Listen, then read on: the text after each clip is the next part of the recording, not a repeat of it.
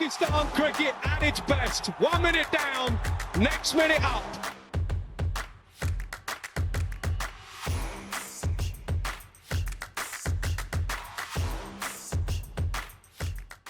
Thanks very much for joining me once again. My guest today is a former Australian pace bowler, nicknamed the Wild Thing. Obviously well known for his pace and his fiery bowling spells. Since stopping playing cricket, he's coached all around the world in various tournaments, international teams, and of course was the Pakistan fast bowling coach at one point. I'm delighted to be joined by Shaun Tait. Shaun, thanks very much for your time. No problem, mate. No problem.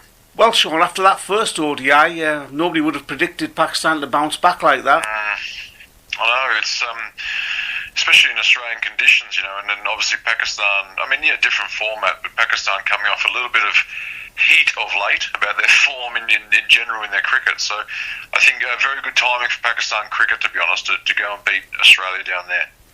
I guess the fresh perspective of a new captain, new ideas, Mohammad Rizwan, that always helps as well.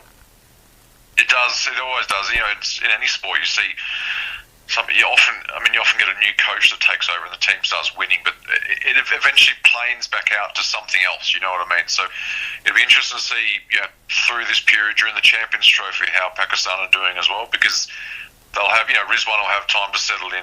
Whoever their coach is going to be for that Champions Trophy period or the next period of their white ball cricket will have a chance to settle in, and then you sort of see the real side of how things are going. I guess not to take anything away from these wins, but you know what I mean by that. To see how it settles. But from my time with Pakistan, obviously Rizwan was definitely a guy that would be a candidate as a captain, and he's very, very much more than capable of doing the job for sure. I guess it's not just the two wins. It's not like they've scraped a victory. It's the comprehensive nature, Shaun, as well. Yeah. That is. Well, I think it surprised many Pakistan fans.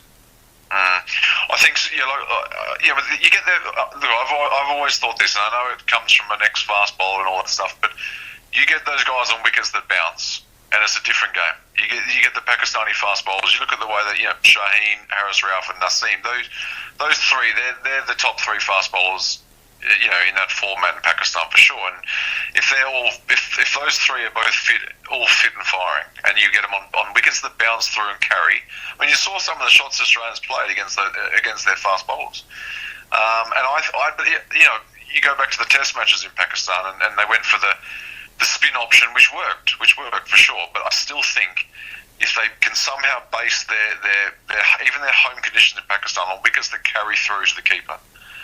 They're going to have success because fast bowlers are going to continue to present themselves in Pakistan, more so even than their batsmen and their spin bowlers, I believe. So I just think you get them on wickets in Australia that bounce, and it's a different ball game. And their batsmen showed they were quite capable to bat in those conditions.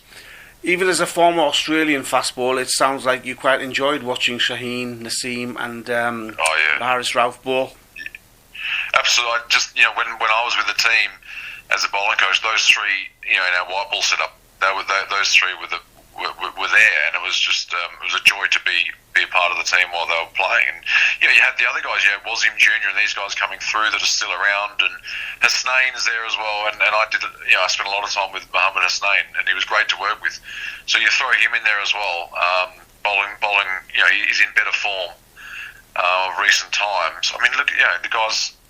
It's a seriously good pace bowling attack, and you might not have them all the time because of rest periods and the amount of cricket that's been played, but once you get them all together, they're tough to beat Pakistan.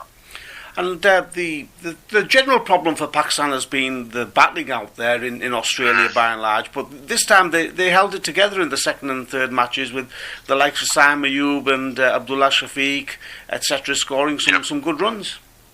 Yeah, both really good players. I mean, Shafique for sure. I mean, he's been around a few years now, and I think in any format you got to get him in the side. I think he's he started off as more of a test sort of player, but I think even T20 cricket, get him in the side. He's a good player at the top of the order. He's calm and composed, and Ayub's a bit more. Saim is a bit more flamboyant, I guess, and then really gets after the bowlers.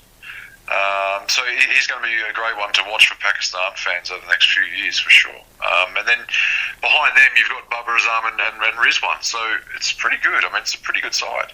Yeah. You've worked in the Pakistan setup, as I said in the introduction, Shaun, and it's a tough gig, isn't it, playing for Pakistan? I mean, the amount of pressure and scrutiny these guys are under, it's unreal sometimes. It is. There's a lot of. I mean, look, you can't change what the noise that goes on around, and if you're with any team in the subcontinent, it's a daily. Yeah, there's no game that doesn't mean something. Whether you're with, obviously with India, Pakistan, Sri Lanka, Bangladesh, it's so important to the people. So there's no game that's a dead rubber, or we won't really take much interest in that series, for example. They want to win every single game. So there's a bit of pressure there, but I know my time with Pakistan, it's great to be part of something like that because everything you do does matter, if that makes sense. And I'm not saying the other countries it doesn't matter, but it's a little different. And my experience was certainly a little bit different. And it'd be great if the ex-players were a bit more positive, but that's just the nature of it all. That's just the way things go in the game. And they've had a bit of a tough run over the last 12 months, Pakistan, but a great culture is a winning culture. And if you keep winning games, you tend to be a bit more happier, And a word about Jason Gillespie, obviously a former Australian great. Tough start when he lost to Bangladesh, 2-0 at home, but he seems to be turning things around now. Yeah, I mean, he was straight into it, wasn't he, with the Bangladesh, that series. He was just straight on the job. So, you're not going to make up any excuses, but give him a little bit of time to settle in. And I tend to think Jason, Dizzy, I think international cricket suits him, like the way he would probably coach. You've got the best players. You can just sort of let things roll and manage things and manage your staff.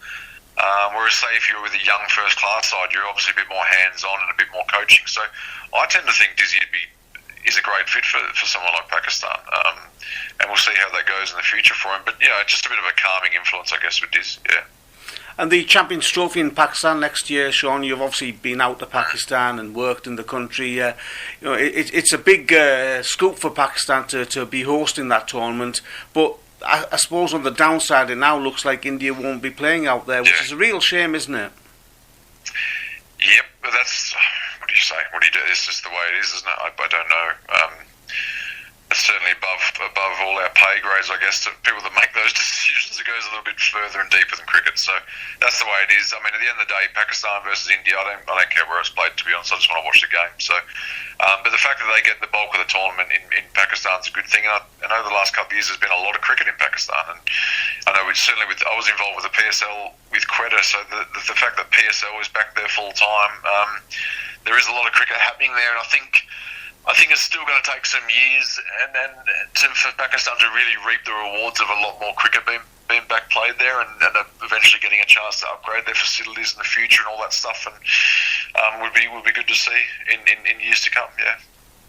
I know the scheduling's very hectic these days in international cricket, Shaun, but what do you make of the changes that Australia made? I know they've got the upcoming Test series against India.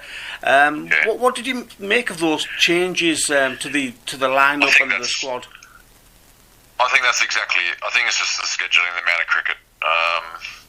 They've obviously got a big Test series, 5 Test matches coming up against India. It all comes into account. I was trying to put myself in the shoes of the selectors in my mind, because I was sort of a bit like, maybe should they be doing this? Should this be the team and all that stuff? But I think it's just the fact that the timing of this series just falls in a gap where they've probably got to try a couple of younger guys, change the batting order around a little bit.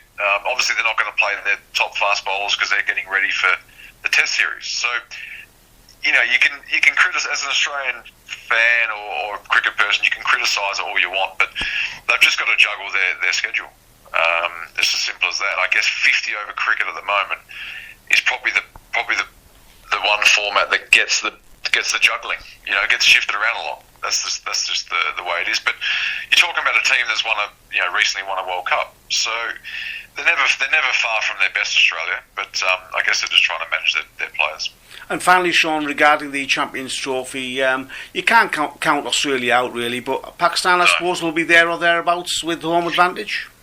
I think they've got to be. I think if if you look at this series they've just played, okay, you might say, look, it's not Australia's. It might not be the team Australia take to the Champions Trophy. It might be 50% of the team that take the Champions Trophy, but Pakistan have won convincingly the last two matches. So, and in their home conditions, they've got to be one of the favourites. And you know what Pakistan cricket's like. They get it together, and they're very, very difficult to beat. Sure, they're inconsistent, but that's the way they play. And you get a good Pakistan side, injury-free in the Champions Trophy, and they've got to be one of the favourites. Shaun, really appreciate your time, and hopefully we'll see you back working with the likes of Hasnain and Shaheen, Shafique, etc. one day for Pakistan. Oh, it'd be great. Thanks, mate. Cheers, mate. Thanks very much. Take care.